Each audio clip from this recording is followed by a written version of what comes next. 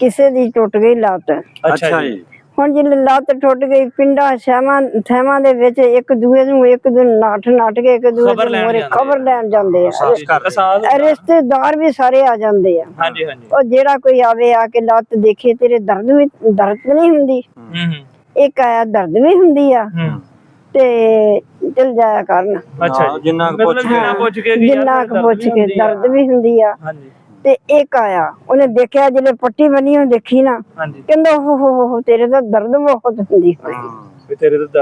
ਤੇਰੇ ਤਾਂ ਦਰਦ ਹੀ ਬਹੁਤ ਹੁੰਦੀ ਹੋਣੀ ਆ। ਉਹ ਬੜਾ ਸੋਚਣ ਲੱਗ ਪਿਆ ਕਿ ਇਸ ਬੰਦੇ ਨੂੰ ਕਿੱਦਾਂ ਪਤਾ ਵੀ ਇਹਦੇ ਦਰਦ ਹੁੰਦੀ। ਬਾਕੀ ਤਾਂ ਮੇਰੇ ਕੋ ਪੁੱਛਣ ਡਿਆ ਆ ਕਿ ਦਰਦ ਹੁੰਦੀ ਆ ਤੇਰੇ, ਇਹ ਕਹਿਣ ਡਿਆ ਓਏ ਹੋਏ ਪਤਾ ਲੱਗ ਗਿਆ। ਇੰਨੇ ਰਿਸ਼ਤੇਦਾਰ ਆਏ ਪੁੱਛਦੇ ਤੇਰੇ ਦਰਦ ਵੀ ਹੁੰਦੀ ਆ? ਕਿਨੇ ਆਉਂਦੇ ਨੇ ਕਹਿਤਾ ਕਿ ਉਹ ਤੇਰੇ ਤਾਂ ਦਰਦ ਹੀ ਬਹੁਤ ਹੁੰਦੀ ਹੋਣੀ। ਇਹਨੂੰ ਕਿੱਦਾਂ ਪਤਾ ਆ?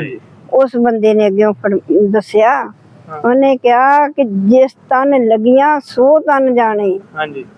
ਪੜ ਗਏ ਪੜਨੇ ਵਾਲੇ, ਫੇਰ ਨਹੀਂ ਆਉਣਾ ਦੁਨੀਆ ਉਤੇ, ਮਰ ਗਏ ਮਰਨੇ ਵਾਲੇ। ਦੁਖੀਆਂ ਨੂੰ ਇਹ ਦੁਨੀਆ ਸੋਹਣੀ ਭਰਿਆ ਹੋਇਆ, ਸੁਖੀਆਂ ਨੂੰ ਇਹ ਦੁਨੀਆ ਸੋਹਣੀ ਭਰਿਆ ਹੋਇਆ ਮੇਲਾ। ਦੁਖੀਆਂ ਨੇ ਕੀ ਮੇਲੇ ਕਰਨੇ, ਰੋਂਦਾ ਪਿਆ ਅਕੇਲਾ।